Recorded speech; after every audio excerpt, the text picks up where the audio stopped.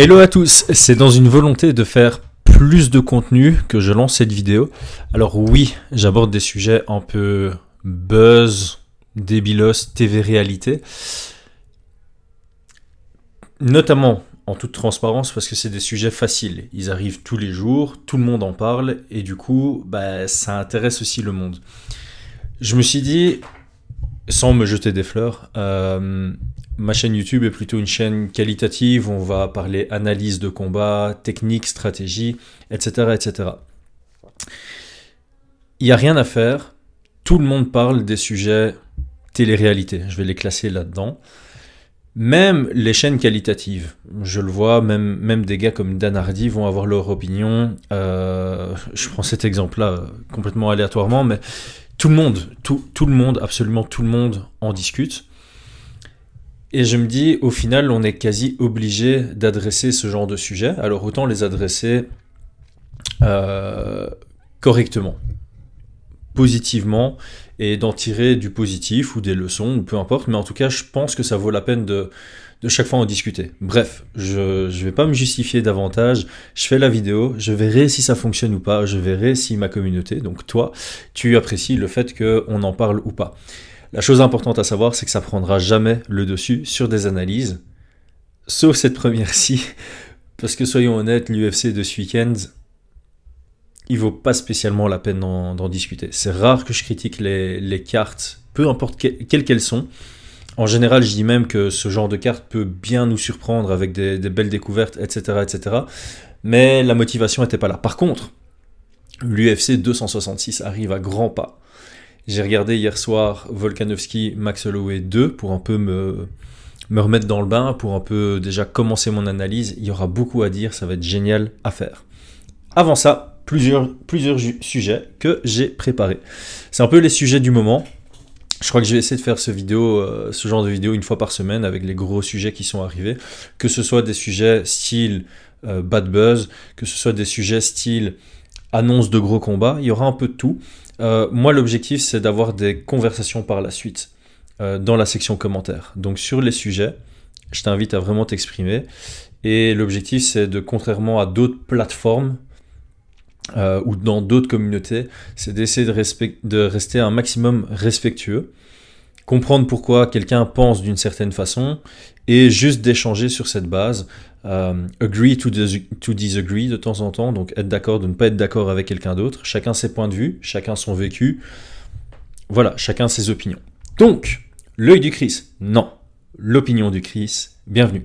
Premier sujet, Alana McLaughlin. Alors pour ceux qui n'ont pas vu, c'est en transgenre. Donc c'est un ancien homme, qui était d'ailleurs très balèze, qui est devenu une femme, et qui a combattu en MMA ce week-end au Combate, qui est une promotion à Miami, contre une Française d'ailleurs. Et je pense, c'est un sujet dont tout le monde parle, donc il faut en parler, tout simplement. Alors avant de commencer, avant de donner mon opinion, comme d'habitude sur ce type de vidéo, parce que j'en avais fait il y a longtemps, j'appelais ça plutôt les débats de la semaine, avec est-ce que Cédric Doumbé a sa chance de devenir champion de l'UFC, ce genre de sujet.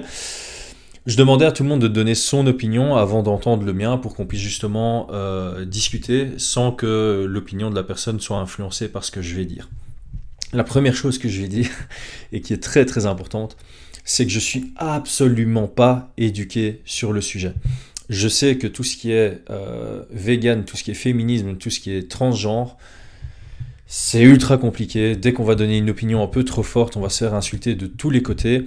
Et peu importe où est-ce qu'on se positionne par rapport à la situation, on va se faire insulter par quelqu'un qui est un peu opposé et qui est sur une position différente.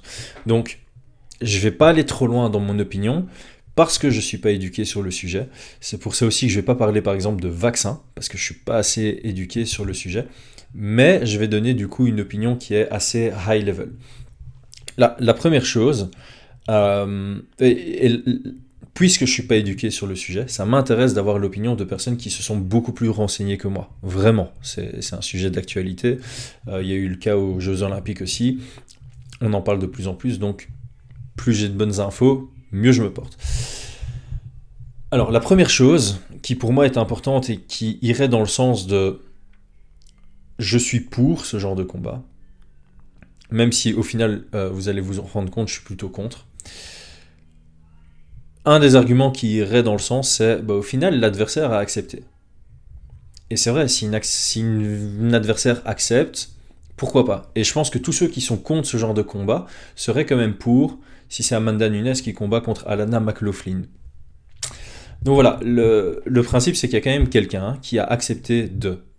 Maintenant, est-ce que si une femme accepte de combattre contre un homme, est-ce que le public sera d'accord?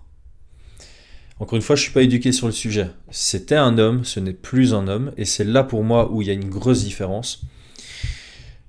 C'est au niveau, si je dis pas de conneries, de la testostérone. La raison pour laquelle, et c'est pas sexiste ce que je vais dire, c'est prouvé à maintes et maintes reprises, la raison pour laquelle on ne mélange pas, et surtout pas dans des sports physiques, ou des sports d'opposition directe, hommes et femmes, c'est parce que naturellement, l'homme produit plus de testostérone, ce qui lui permet d'être plus athlétique, plus fort, plus rapide, plus puissant, etc., etc. Dans tous les sports où il y a une performance athlétique, l'homme sera plus performant que la femme. Au 100 mètres, au 42 km, enfin, au marathon, au triathlon, au tennis, en boxe, partout, partout, partout. Le numéro 1 mondial va toujours battre la numéro 1 mondiale. Au foot, etc., etc. Je pense, et je dis peut-être des conneries, que ça s'explique principalement par le niveau de testostérone. D'ailleurs, on parle toujours de TRT Vitor Belfort à l'époque. C'était de la triche, Alistair Overeem, qui avait des niveaux de testostérone qui étaient au-dessus de la norme, au-dessus de ce qui était atteignable naturellement. Ma question, et c'est là où mon opinion sera, c'est est-ce que Alana McLaughlin, en changeant de sexe, a un taux de testostérone qui reste dans la norme masculine plutôt que féminine?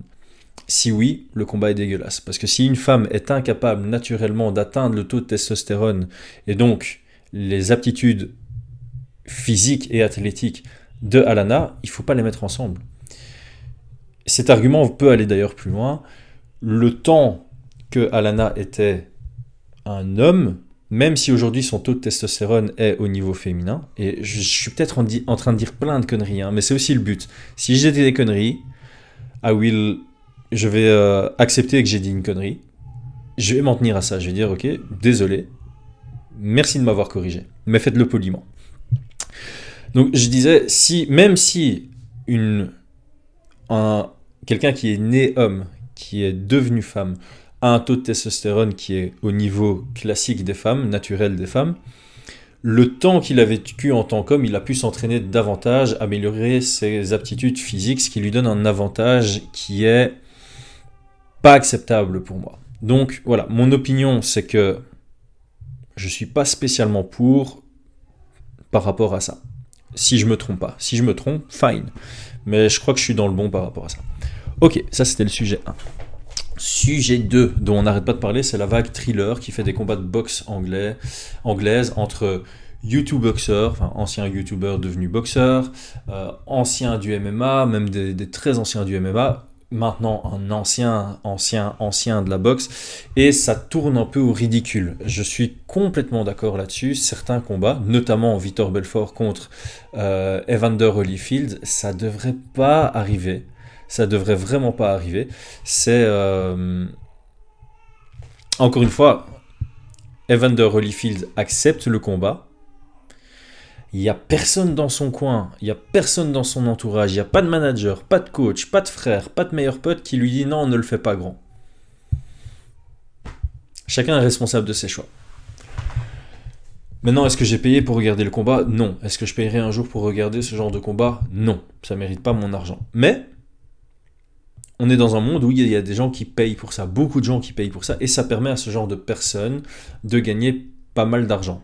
Ça a un côté positif, parce qu'après une carrière telle que celle de Holyfield et telle que celle de Tito Ortiz, même si je ne suis pas un grand fan de lui, Anderson Silva, il mérite d'avoir un compte en banque beaucoup plus gros que ce qu'ils n'ont réellement, parce qu'à l'époque, le MMA comme l'anglaise, ça ne faisait pas gagner des millions, des millions. Peut-être que je me trompe sur l'anglaise cependant.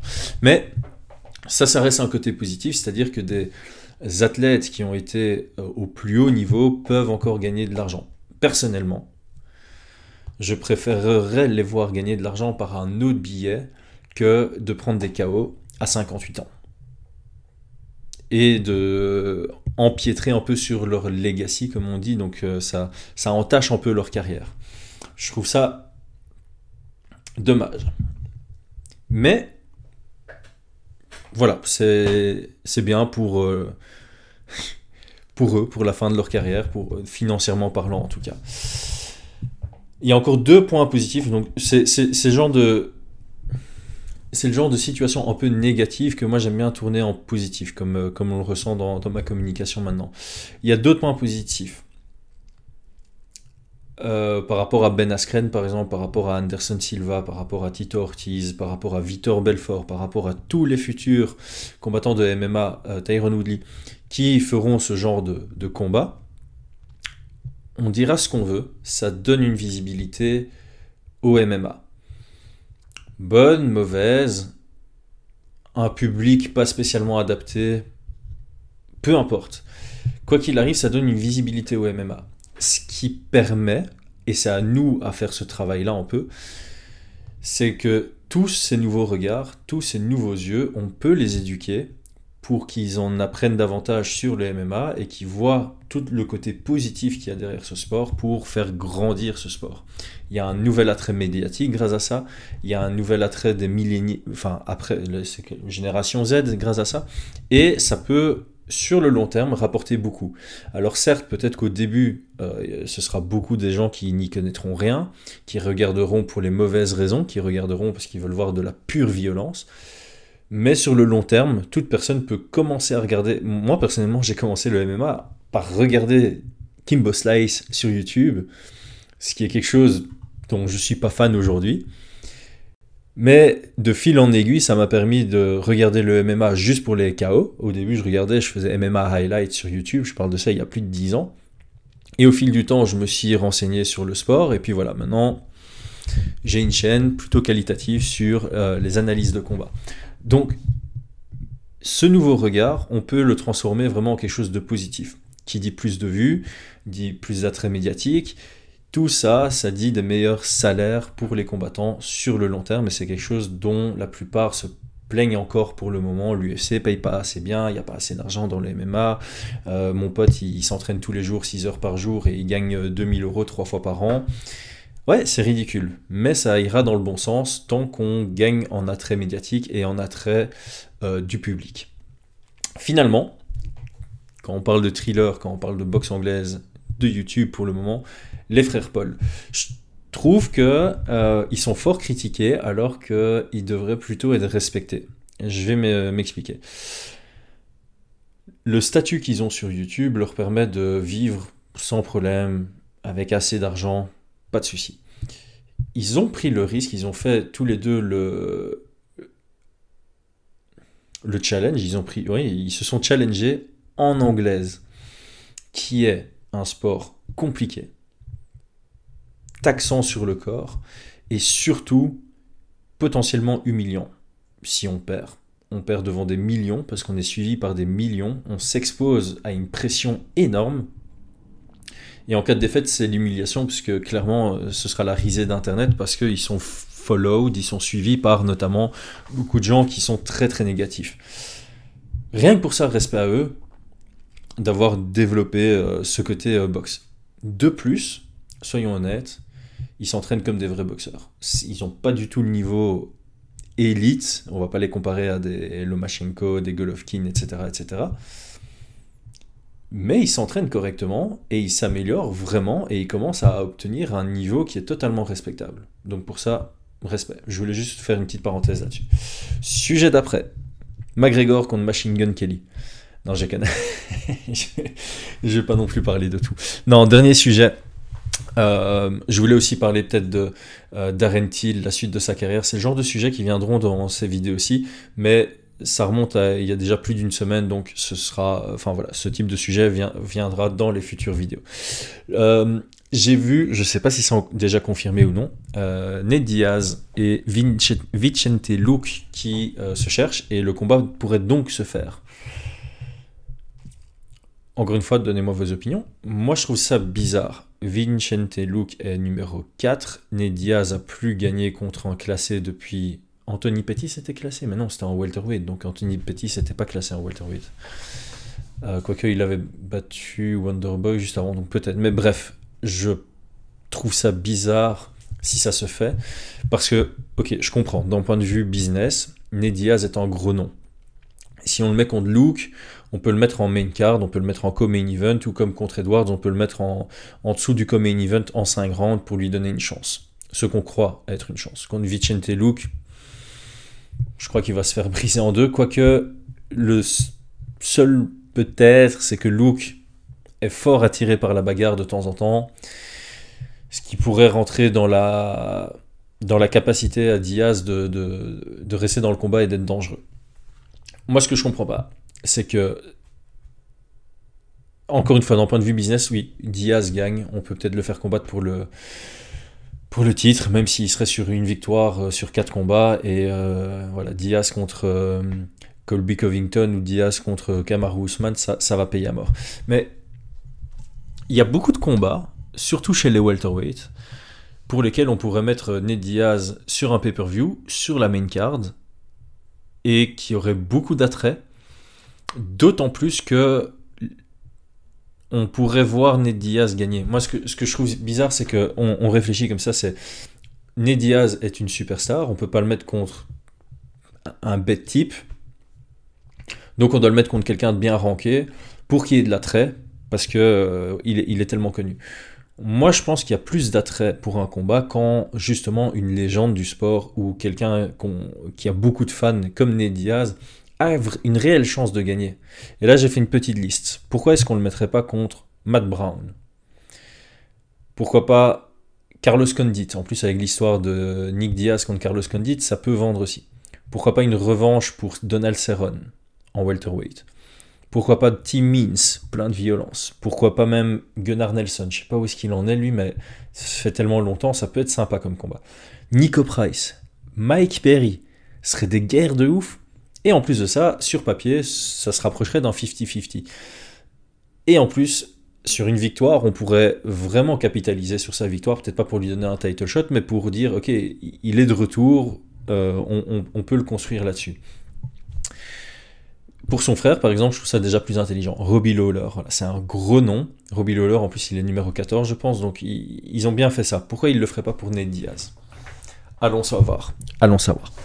Ok, c'est tout pour cette vidéo-ci, les sujets du moment. Moi, j'attends à avoir des échanges intéressants en commentaire. Merci à tous d'avoir suivi. Si c'est la première fois que tu tombes sur la chaîne, abonne-toi, like, commente, et si c'est cool, partage. À très bientôt.